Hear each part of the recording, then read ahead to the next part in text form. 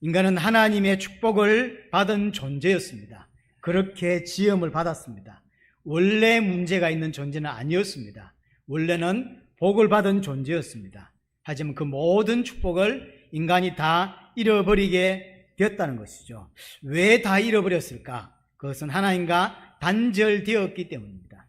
왜 하나님과 단절되었습니까? 죄로 말미암아 단절되었습니다. 왜 죄를 지었습니까? 사단의 유혹으로, 사단의 미혹으로 말미암아 죄를 지었고 그 결과로 하나님과 단절되게 된 것입니다. 이것이 인간의 성경에서 말하는 근본적인 문제입니다. 이 말은 지금도 우리의 문제는 이 문제라고 하는 거예요. 분명히 사단은 존재하고 활동합니다. 사단의 활동의 핵심은 뭐냐면 정확하게 복음을 알아듣지 못하게 하는 것이고 또 복음을 변절시키는 것입니다. 여러 가지 활동을 많이 하지만 핵심은 그거예요. 결국 복음을 못 알아들으면 모든 걸 가지고 결국 무너지게 되어 있습니다. 그죠? 그게 사단의 활동인데 그 사단으로 인하여 아담이 범죄했고 그 아담은 창세기 3장에는 아담이지만 그 아담이 결국 납니다. 내가 사단의 유혹으로 말미암아 결국 하나님을 대적하는 범죄를 했고 그것 때문에 하나님과 단절되게 된 것입니다. 이 문제는 그 누구도 해결할 수가 없다는 게 문제인 거예요. 문제를 해결할 수 있으면 좋은데 문제를 해결할 수가 없어요. 그래서 하나님께서 다시 우리와 언약을 맺게 됩니다. 우리에게 약속을 주셨습니다. 그 약속이 메시아 그리스도입니다. 메시아란 말은 히브리고 그리스도란 말은 헬라어입니다. 그래서 메시아 그리스도를 우리에게 약속하셨고 이 메시아 그리스도를 통하여 하나님이 인간의 문제를 해결하시겠다고 하신 것입니다. 우리가 사단 가운데 죄 가운데 하나님과 단절되었는데 그 가운데서 우리를 건져내시겠다라고 말씀하신 것입니다. 그래서 1번에서 인간은 절대적으로 메시아가 필요한 존재입니다. 그렇죠. 인간은 어떤 존재냐? 절대적으로 메시아가 필요합니다. 메시아 없으면 구원받을 수가 없습니다. 왜 그러냐? 사단과 죄와 하나님과 단절된 문제가 인간의 문제이기 때문입니다.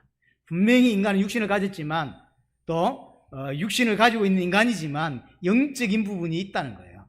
하나님과 단절되었기 때문에 모든 문제에 왔습니다. 그래서 이번에 이야기하고 있는 게 그로 인한 상태와 결과입니다.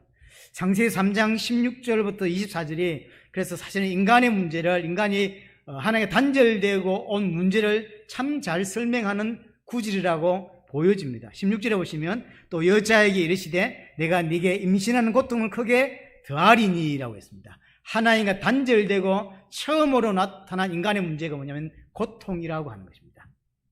인간에게 고통이 시작되었습니다.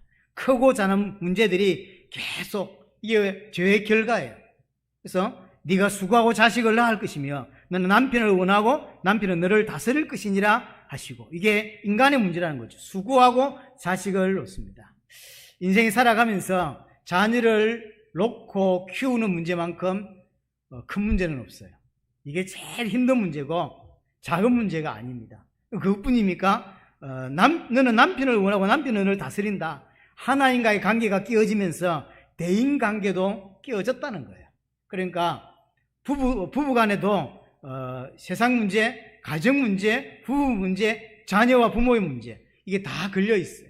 그러니까 하나님과의 관계가 끼어지면서 모든 다른 문제들이 다 끼어지는 것입니다. 그래서 가정 문제, 가정에서 모든 문제를 다 볼 수 있다라고 말할 만큼 가정 문제는 심각합니다. 그래서 많은 상담가들이 가정 쪽을 상담하고 하는 이유가 거기에 있습니다. 가정에서 너무 많은 상처를 받고 너무 많은 고통을 당하죠. 그게 가정이에요. 왜 그러냐? 가정 자체가 나쁜 게 아닙니다. 하나님과 단절되었기 때문에 그런 결과가 오게 된 거죠. 17절에 아담에게 이르되 네가 내 아내의 말을 듣고 내가 네게 먹지 말라 한 나무 열매를 먹었은즉 땅은 너로 말미암아 저주를 받고 하나님과 단절되면서부터 땅까지 저주를 받게 된 거죠. 환경 문제. 하나님과의 관계가 끼어지면서 땅도 저주를 받았습니다. 지난번에 말씀을 드렸지만 땅은 원래 아담의 통치를 받았습니다. 하지만 이제 인간관계가 하나님과의 관계가 끼어지면서 땅은 더 이상 인간의 통치를 받지 않게 돼버린 거예요. 그래서 우리가 노력한 만큼 땅이 우리에게 원하는 것을 내어주지 않아요. 은근키를 내기도 하고 고생했는데 원하는 만큼 내어주질 않습니다. 그래서 땅이 인간의 통치를 받지 않는 상태가 되어버린 거죠. 그 17절 마지막 부분에 너는 내 평생에 수고하여야 그 소산을 먹는다. 그래서 수고해야만 먹고 살 수 있게 된 거예요. 그것도 겨우 먹고 사는 게 대부분입니다. 수고하지 않고 먹고 사는 사람은 정말로 지구상에서 0.0000001% 정도밖에 안 돼요. 대부분 99.9%는 다 겨우 먹고 살아요. 자기가 원하는 만큼 살 수가 없어요. 환경 문제 오죠, 경제 문제 오죠, 가정 문제 오죠. 다 오는 거예요. 18절 땅이 내게 가시덤불과 은근키를 낼 것이라 네가 먹는 것은 밭의 채소인자. 그러니까 환경 문제가 오면서 땅이 은근키와 가시덤불까지 내놓는 거죠. 땅이 말을 안 듣죠. 그러면서 네가 먹는 것은 밭의 채소다라고 하죠. 밭의 채소는 원래 짐승이 먹는 거예요. 근데 네가 밭의 채소를 먹는다라고 이야기를 하는 것은 네 수준이 짐승 수준과 같게 되었다는 것을 설명해 주는 거예요. 우리 오늘 채소 먹었는데 사실 그게 원래는 창세기 1장 2장에서는 그건 소나 양이 먹는 거였어요. 그런데 범죄한 인간이 범죄하고 나서 우리는 그걸 먹게 된 거죠. 사실은 그걸 먹으면서 기억해야 돼요. 우리가 원래 짐승 수준이 됐구나. 이렇게 사실은 오늘 쌈 싸 먹으면서 야 우리가 짐승 수준이 된 거구나 기억하라는 거죠. 그러니까 하나님과 단절된 상태가 한마디로 말하면 인간의 수준이 아니라 더 밑으로 떨어져 버린 거예요. 인간 자체도 피조물인데 그 피조물 중에서도 그 밑으로 떨어져 버린 거죠. 짐승 상태에 돼 버린 거예요. 사실은 짐승보다 못한 인간이 많습니다. 그렇잖아요. 짐승보다 못한 인간이 굉장히 많아요. 짐승은 그래도 자식을 보호할 줄 알고요. 이런 걸 하죠. 어떤 인간들은 자식도 죽이고요. 자식이 부모도 죽이고요. 그러니까 짐승보다 못한 인간들이 의외로 굉장히 많다고 하는 거죠. 수준 자체가 지금 짐승 수준이 되어버린 거예요. 19절 네가 흙으로 돌아갈 때까지 얼굴에 땀을 흘려야 먹을 것을 먹으리니 계속 반복되죠. 인간이 이 땅에서 고통을 당하고 특별히 경제적인 것으로 인하여 많은 어려움을 당한다는 사실을 계속 설명해요. 얼굴에 땀을 흘려야만 겨우 먹고 삽니다. 아담은 노동이라는 걸 한 적이 없었어요. 하나님과 단절되기 전까지는 노동이 아니었습니다. 하나님이 모든 것을 챙겨주셨고 하나님 모든 것을 주셨습니다. 그걸 누리기만 하면 되었습니다. 하지만 이제는 아닙니다. 하나님과 단절되고 죄를 지은 이후부터는 이제 먹고 살기 위해서 일해야만 되는 존재가 되어버린 거죠. 그래서 이 땅의 스트레스의 거의 90%는 경제 문제예요, 사실. 지금 창세기 3장 16절부터 24절에서도 계속 띄엄띄엄 반복되고 있는 게 계속 경제에 대해 이야기를 계속하고 있어요. 그렇죠? 인간이 받는 스트레스의 한 90%는 경제 문제예요. 그만큼 크다는 거죠. 일해야만 겨우 먹고 삽니다. 네가 그곳에서 체함을 입었음이라 너는 흑이니 흑으로 돌아갈 것이니라. 죽음에 대한 이야기죠. 그래서 가정 문제 왔죠. 자녀 문제 왔죠. 그렇죠? 환경 문제 왔죠. 경제 문제 왔죠. 이제 이 죽음의 문제까지 오게 된 거죠. 흑인이 흑으로 돌아간다고 했는데 원래 인간은 흑으로 창조된 게 맞습니다. 하지만 하나님의 형상대로 지음받았어요. 흑인데 하나님의 형상이에요. 하나님과 같은 존재고 왕이고 하나님의 자녀라고. 근데 다시 흑이 돼버렸어요. 흑이 됐다는 이야기는 아무것도 아닌 존재가 됐다는 의미예요. 정확하게는 티끌입니다. 우리가 생각하는 그런 흑 정도가 아니라 그냥 티끌이에요. 아무것도 아닌 존재예요. 사실은 아무것도 아닌 존재인 우리를 하나님께서 하나님 형상으로 만들었던 거예요. 그게 원래 인간이 받은 축복이거든요. 아무것도 아닌 존재로 다시 돌아가게 되었죠. 20절에 아담이 그의 아내의 이름을 하와라 불렀으니, 원래 이름을 부른다고 하는 것은 사람에게는 안 불렀습니다. 그런데 하와에게 이름을 불렀다고 하는 것은 아담이 하와를 대하는 자세를 말하는 거예요. 아내를 동력자로 보고 있지 않은 거예요. 이게 죄의 결과입니다. 가족은 동력자여야 됩니다. 그렇죠? 와이프는 동력자여야 되고 남편은 동력자예요. 함께 하나님의 뜻을 이루는, 창세기 1장 28절에 말하는 정복하고 다스리는 그 일을 위해서 함께 존재하고 함께 지음을 받은 존재가 사람이에요. 그것 때문에 결혼하는 것이고 그것 때문에 자식 놓는 거예요, 사실은. 하지만 죄로 말미암아 이 관계가 다 깨어져 버렸어요. 그래서 아내를 이름을 부른다는 이야기는 짐승의 이름을 불렀거든요. 짐승의 이름을 짓고 그 다음에 식물이라는 이름을 지었죠. 그러니까 아담이 하와를 볼 때 그렇게 보고 있다는 거예요. 동력자로 보지 않아요. 짐승처럼 취급하고 있는 거예요. 그는 모든 산자의 의미가 됩니다. 누구죠? 하와를 보고 하는 소리죠. 모든 산자의 의미란 말은 지금 하와의 상태로 모든 아이들이 태어나는 거예요. 그렇죠? 지금 하와의 상태가 뭔데요? 남편에게 짐승 취급받고 있고 죄를 지어서 하나님과 단절되어 있고 하나님과 원수되어 있는 상태인 거예요. 그 상태로 아이가 태어납니다. 그렇죠? 그 상태로 태어나는 거예요. 21절, 여호와 하나님이 아담과 그의 아내를 위하여 가죽옷을 지어 입히셨다. 이는 궁극적으로는 복음을 설명하는 것이죠. 그렇죠? 궁극적으로는 이 부끄러움을 덮는, 수치를 덮고 죄를 덮어주는 예수 그리스도의 보혈, 예수 그리스도로 옷 입는 것을 설명하는 거예요. 하지만 1차적으로는 그렇지 않습니다. 1차적으로는 뭐냐면 짐승의 가죽을 덮어 쓰고 있거든요. 짐승이라는 이야기예요. 저 멀리서 보면 짐승처럼 보이겠죠. 피 흘리고 있는 짐승. 인간이, 하나님과 단절된 인간이 어떤 모습인가를 계속 설명하고 있는 거예요. 고통 속에서, 문제 속에서, 짐승 수준으로서 그런 상태로 빠져버린 인간의 모습을 이야기하는 거죠. 22절에 여호와 하나님이 이르시되 보라, 이 사람이 선악을 아는 일에 우리 중 하나같이 되었으니 그가 그의 손을 들어 생명나무 열매도 따먹고 영생할까 하노라.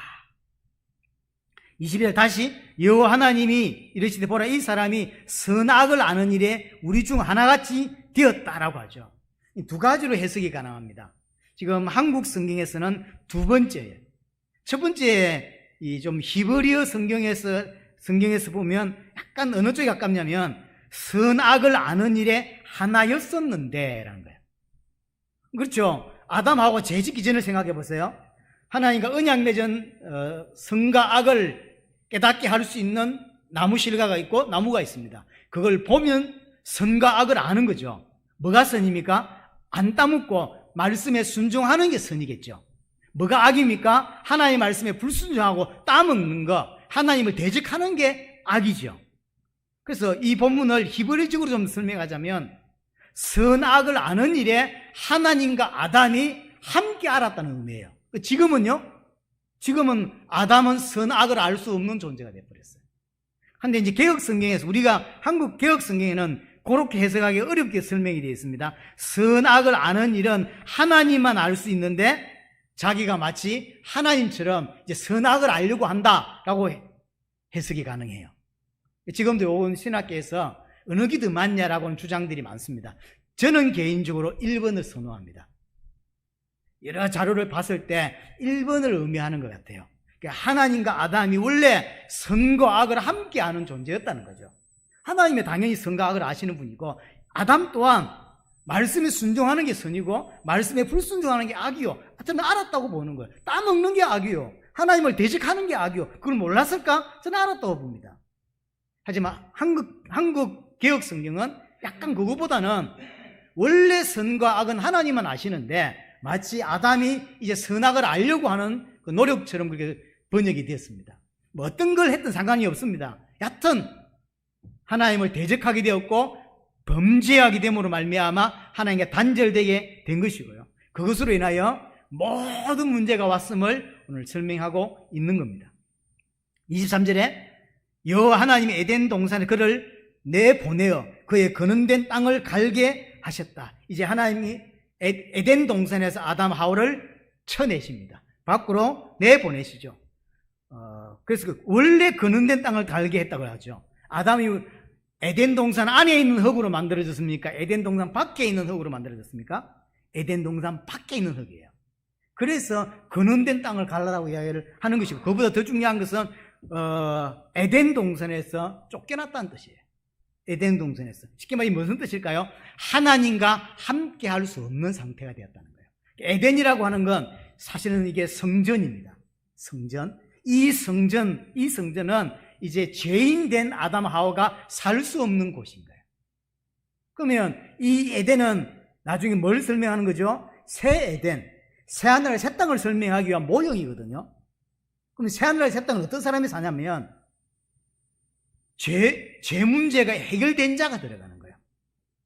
그렇죠? 죄 있는 자가 들어가는 게 아니라 죄 문제를 해결받은 자가, 그러니까 하나님과 영원히 함께 할 수 있는 자가 들어가는 게 새 하늘과 새 땅이에요. 그래서 구원받은 하나님의 백성을 40년 동안 광야에 살게 하는 거예요.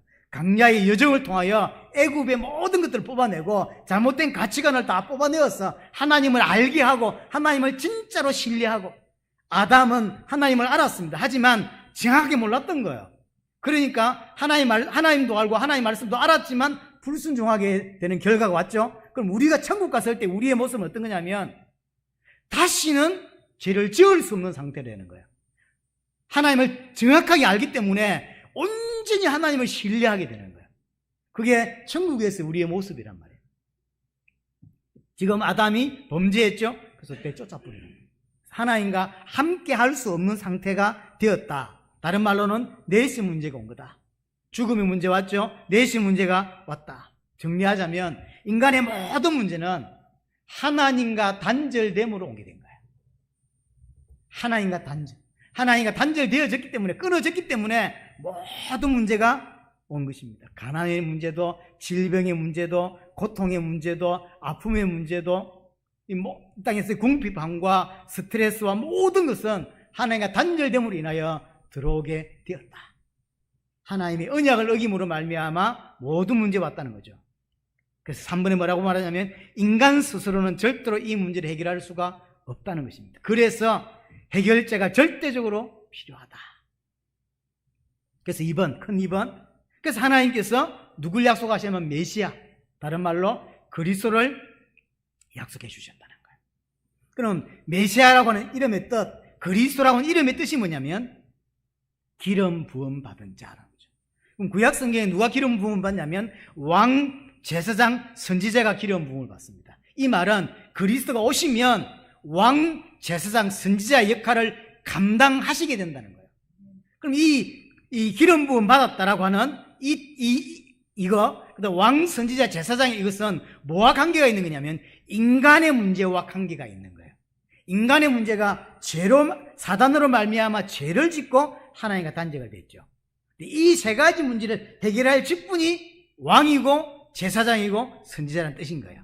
사단의 문제이기 때문에 왕을 보내주시는 것이고, 죄의 문제이기 때문에 제사장을 보내주시는 것이고, 하나님과 단절되어 있기 때문에 선지자를 보내서 하나님 만날 수 있도록 길을 여신다는 거죠. 그래서 기름 부음 받은 자란 뜻은 인간이 가진 문제를 해결할 자라고 하는 거예요. 인간의 문제에서 건져낼 자라고 하는 뜻인 것입니다. 그래서 그리스도는 더 정확히 말하면 왕, 제사장, 선지자가 아니라 참된 왕, 참된 제사장, 참된 선지자라는 거죠. 왜냐하면 이 땅에 왕, 제사장, 선지자는 많았습니다. 그런 사람 가지고는 절대 인간 문제 해결 못해요. 다윗 왕 얼마나 훌륭합니까? 하지만 그 다윗 왕은 사단의 문제 해결할 수 없는 것입니다. 너무나 뛰어난 제사장이 많았습니다. 그렇죠? 아론 같은 제사장이 있었습니다. 그러나 그 제사장 가지고는 진짜 인간의 죄 문제 해결할 수 있나요? 없어요. 모세 같은 선지자가 있었습니다. 하지만 그 모세 가지고는 하나님 만날 수 있도록 못한다고. 그래서 진짜 왕, 진짜 제사장, 진짜 선지자를 우리에게 보내주겠다는 거죠. 그래서 진짜 왕, 진짜 제사장, 진짜 선지자는 사단의 문제와 죄의 문제와 하나님의 단절된 문제를 단번에 영원히 해결할 수 있다라고 하는 뜻입니다. 그래서 그리스도는 누구냐? 사단의 문제를 해결한 참된 왕이라는 거죠. 히브리서 2장 14절 15절에 말한 대로 죽음을 통하여 죽음의 세력을 잡은 자 곧 마귀를 멸하시며, 그리스도는 누구냐? 마귀의 문제를 해결하신 참된 왕이라는 거죠.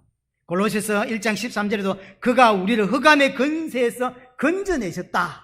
그리스도는 어떤 분이냐? 모든 어둠과 모든 흑암과 모든 사단의 건세로부터 우리를 건져내시는 분이다 라고 하는 의미인 거죠. 그리스도는 죄 문제를 해결한 참된 제사장이다라는 거예요. 히브리서 9장 12절에 말한 대로 염소와 송아지 필요하지 아니하고 오직 자기의 피로 영원한 속죄를 이루사 단번에 성소에 들어가게 하셨다. 그리스도는 어떤 분이냐? 인간의 모든 죄를 당신이 십자가의 피로 말미암아 영원히, 그것도 단번에 온전케 하실 수 있는 참된 제사장이다라는 거죠. 하나님과 단절된 문제를 해결할 수 있는 참된 선지자입니다. 히브리서 10장 19절 20절에 말한 대로 그러므로 형제들아 우리가 예수의 피를 힘입어 성소에 들어갈 담력을 얻었나니 그 길은 휘장 가운데로 열어놓으신 새로운 살 길이요 휘장은 곧 그의 육체니라. 예수 그리스도께서 지신 십자가로 말미암아 하나님 만날 수 있는 참된 길을 그리스도께서 여셨다. 어째서 그리스도께서 여실 수 있냐? 그가 참된 선지자이기 때문이다. 성경은 많은 복잡한 이야기를 담고 있습니다. 하지만 그 복잡한 이야기를 축소하고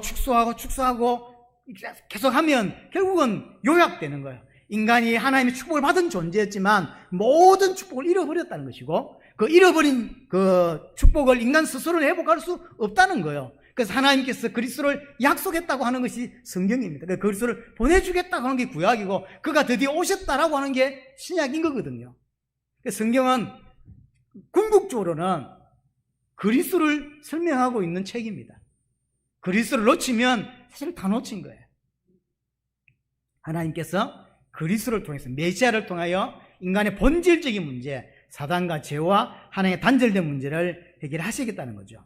그래서 그게 2번에 4번 보면 사단과 죄와 하나님과 단절된 결과로 온 모든 문제에서 구원할 자, 그분이 그리스도라는 것이죠.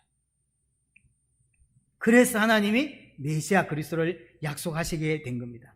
그게 3번에 1번 보면 300여 가지 메시아에 대한 예언을 그래서 성경은 이야기한다고 하는 거죠. 구약 성경 많은 사건들이 있지만 결과적으로는 300가지 그가 탄생하는 것과 고난과 죽음, 부활과 성령 재림까지 그리스도에 관한 이야기다라고 이야기하는데요. 학자들 간에 300가지 또는 한국의 유명하신 우리 목사님은 450가지라고 주장을 하거든요. 우리가 안 세봤으니 정확히는 알 수가 없어요. 하지만 최소 300가지란 거예요. 최소 300가지 이상이 그리스도에 관한 예언이라는 거죠.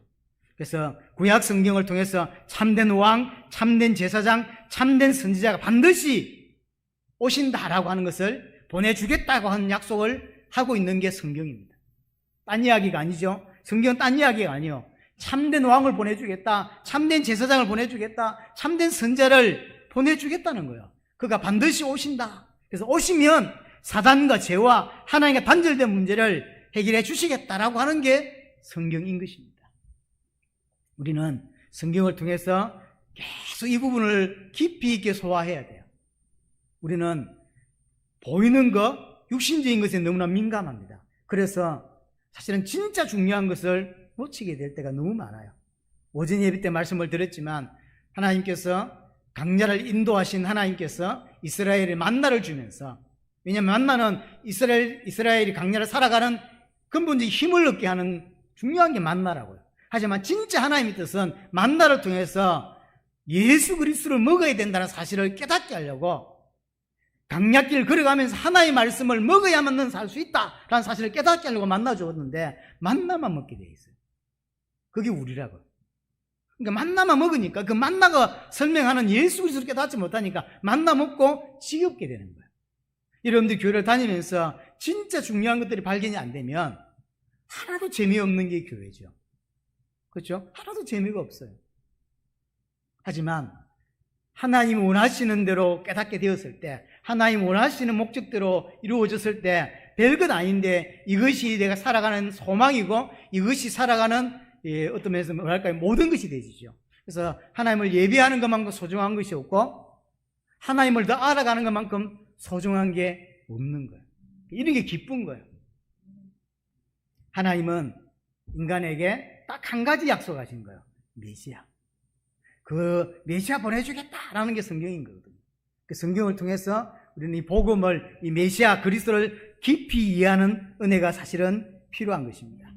창세기 3장 15절에 보니까 내가 너로 여자와 원수가 되게 하고 내 후손도 여자의 후손과 원수가 되게 하리니 여자의 후손은 내 머리를 상하게 할 것이요 너는 그의 발꿈치를 상하게 할 것이다. 신학적으로 원시복음이다 이렇게 표현하는데 메시아가 참된 왕으로 오셔서 사단의 문제를 해결하실 것이라고 하는 약속인 거죠. 하나님 아들이 나타나신 것은 마귀의 일을 멸하려 하심이니라고 요한일서 3장 8절에 이야기하잖아요. 이사야 53장 5절 6절에 보니까 그가 찔림은 우리의 허물 때문이요 그가 상함은 우리의 죄악 때문이라. 그가 징계를 받음으로 우리가 평화를 누리고 그가 채찍에 맞음으로 우리는 나음을 받았도다. 예수 그리스도의 십자가 사건으로 모든 죄를 해결한다는 거예요. 6절에 우리는 다 양 같아서 그릇 행하여. 그렇습니다. 우리는 마치 양처럼 올바른 길을 걸어갈 수가 없다는 거예요. 앞을 멀리는 못 봐요. 앞에밖에 못 봐. 그러니까 앞에만 좋으면 그게 진짜인 줄 알고 가는 거예요. 그러다가 낭떠러지로 떨어지고 그게 죽는다는 거죠. 멀리는 못 보니까. 지금 앞에만 당장 좋으면 좋은 줄 알고. 우리가 다 양 같다는 거예요. 그래서 각기 제 길로 갔거늘 자기가 원하는 대로, 자기 생각대로, 자기 옳은 대로. 그게 죄의 본질입니다. 내 생각대로, 내가 옳은 대로 살아가는 거. 그게 죄의 본질이에요.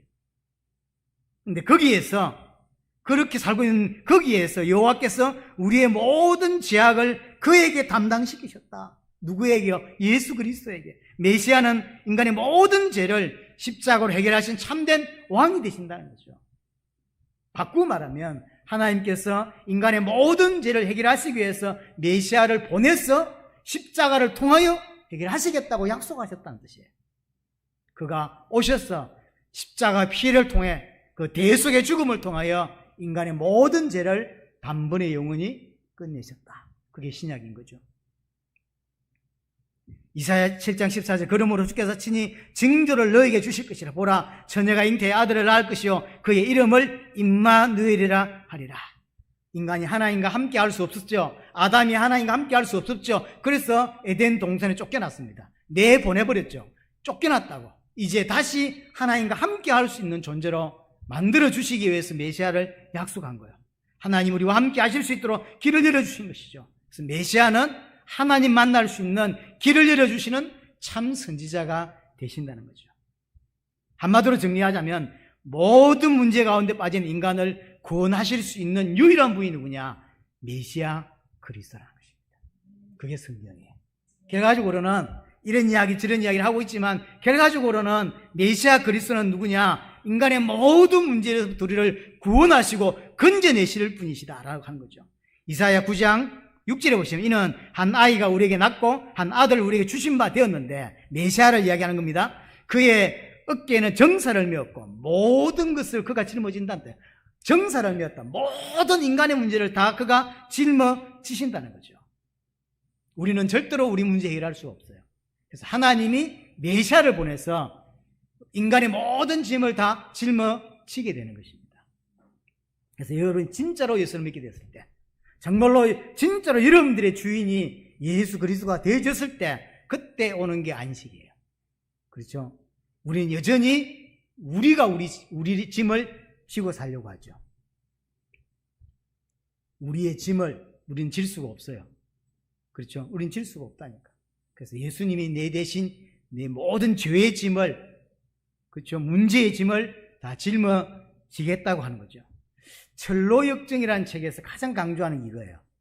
여러분 철로역정이라는 책을 존 버니라는 목사님이 감옥에 있는 동안에 소설처럼 쓴 책인데 그게 철로역정 기독도죠. 도를 깨닫게 하나님을 만나기 위해서 길을 떠났던 사람이 길을 가다가 이제 넘어가야 되는데 아무래도 넘어가지질 않는 거예요. 그러니까 아무리 누리거려고 아무리 돌을 닦아도 넘어가지질 않아요. 그 봤더니 죄의 짐이라는 엄청난 짐을 지고 있어요. 그 짐을 지고는 통과가 안 되는 거예요. 죄의 짐을 벗게 하죠. 벗으니까 들어가지는 거거든요. 그 죄의 짐을 누가 벗게 해줄 수 있습니까? 예수 그리스도께서. 그 이야기가 철로역정에서 중요한 핵심이에요. 우리는 우리 스스로 죄 문제를 해결할 수 없어요. 벗을 수도 없어요. 우리는 죄의 짐을 갖고 있어요. 예수님이 내 대신 짐을 대신 져주시겠다고 이야기를 하신 것이죠. 그래서 시편 23편 1절에 여호와는 나의 목자시니 내게 부족함이 없으리로다. 주님이 나의 정말로 주인 되셔서 내 모든 짐을 다 지셨기 때문에 더 이상 나는 부족하지 않다. 이 상태가 구원 상태입니다. 이게 구원받았다라고 이야기하는 것입니다.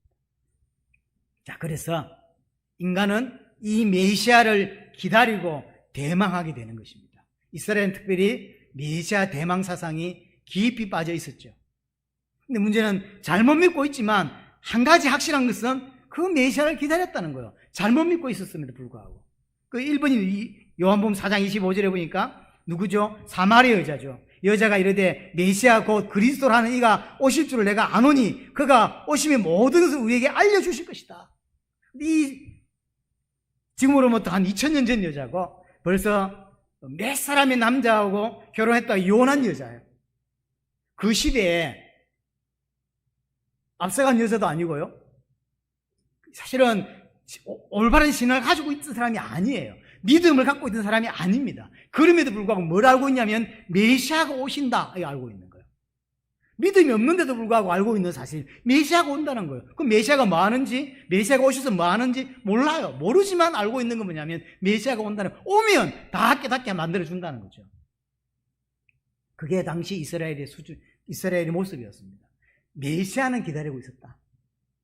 요한복음 12장 12절에 13절에도 예수님이 예루살렘 입성할 때 종려나무 가지를 흔들면서 호산나 찬송하고 막 이러죠. 이게 지금 어떤 이야기냐면 왕을 환영하는 장면이에요. 그들은 뭐를 믿고 있었냐면 메시아가 온다, 메시아가 왕으로 온다, 이걸 알고 있었던 거죠. 그래서 예수님이 메시아라고 생각했기 때문에 그 종려나무 흔들면서 호산나라고 이렇게 흔들죠. 그럼 메시아가 지금 메시아 예수님을 왕으로 생각하고 그렇게 영접하고 있는 모습입니다. 모든 이스라엘은 다윗의 자손으로 후손으로 메시아가 온다는 것을 알고 있었고 믿고 있었다. 하지만 메시아를 틀리게 믿고 있었던 거죠. 그래서 문제였지. 여하튼 틀리게 알고 있고 믿고 있었지만 그들은 메시아를 기다렸다는 것은 확실한 거죠. 사도 1장 6절도 마찬가지죠. 3년 반 동안 예수님과 공생애를 함께 했지만 예수님 십자가 지고 부활하시고 승천하시기 직전에 일어난 일이죠. 그들이 모였을 때 예수께 여쭤보고 이르되 주께서 이스라엘 나라를 회복하심이 이때니까. 지금 주님이 이 땅에 오셔서 공생에서 다 사시고 십자가 지고 부활하셨잖아요. 그럼 다 깨달아야 되는데 아직도 뭔 생각하고 있냐면 그러면 성령을 보내주겠다라고 이야기하니까 그럼 성령 받으면 우리가 로마로부터 해방됩니까? 이러고 있는 거예요. 사실은 복음을 전혀 이해 못하고 있어요. 그래서 예수님이 네가 알 바 아니다. 우리 진짜 관심은 우리의 육신에 있어요. 우리의 진짜 관심은 내가 부자 되고 내가 잘 살고 내가 성공하고 이런 데 관심이 많다고. 그래서 어떤 많은 사람들이 자신의 육신을 위해서 예수를 이용하고 예수를 믿는 수준에 있단 말이에요. 근데 예수님이 뭐라 한다고요? 네 알 바 아니라는 거예요. 네 신경 쓰지 말라는 거예요. 왜 신경 안 써요? 내가 잘 사는 게 중요하지. 근데 예수님은 네 진짜 중요한 건 그게 아니에요. 성령이 오면 뭐라 하죠? 성령이 내게 임하시면 권능을 받게 될 것이고 그럼 땅끝까지 이르러 내 증인이 되게 될 거다. 하나님이 진짜 중요한 건 성령을 받는 것이고 성령 받았을 때 깨닫게 되는 거예요. 성령이 내게 임하시니까 진짜 인간의 문제가 뭔지를 깨닫게 되고 진짜 인간의 답이 뭔지를 깨닫게 되고 그리고 인생이 살아갈 방향과 목적지를 진짜로 깨닫게 되는 거예요. 그게 성령을 보내주시는 목적이다. 성령이 오시면 그리스도를 깨닫게 하고 올바로 믿게 하고 믿은 자가 어디를 향해 가야 될지를 보여주시죠. 하지만 3년 반 동안 예수님을 따르던 제자들조차도 성령 받으라고 하니까 뭔 이야기를 하고 있냐면 그러면 이스라엘이 이때 회복됩니까? 사실은 정확히 말하면 3년 반 공생애 동안에 제자들은 복음을 이해 못하고 있어요. 그래서 기다리라. 당연히 성령이 임하시고 성령의 간섭하심으로 성령의 주권에 의해서 그들에게 계시되어지고 믿어지는 은혜가 있게 된 거죠. 절대 개인은 믿을 수가 없어요. 하나님이 믿게 해주지 않으면, 하나님께서 깨닫게 해주지 않으면, 성령께서 역사하지 않으면 절대로 믿을 수 없는 게 복음인 거죠. 그렇죠? 배운다고 어디 믿어집니까?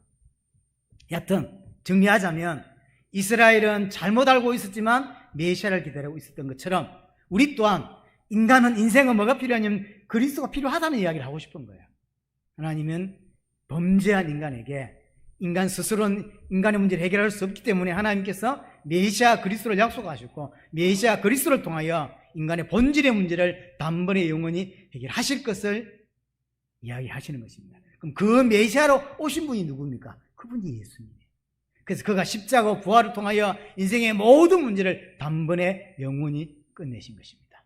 우리는 이번 주간도 이 예수 그리스도를, 그리스도의 일을 감당하신 예수님을 나의 주인으로, 나의 왕으로 믿고 또 인도받고 또 따르고 붙잡는 은혜가 있게 되기를 바랍니다.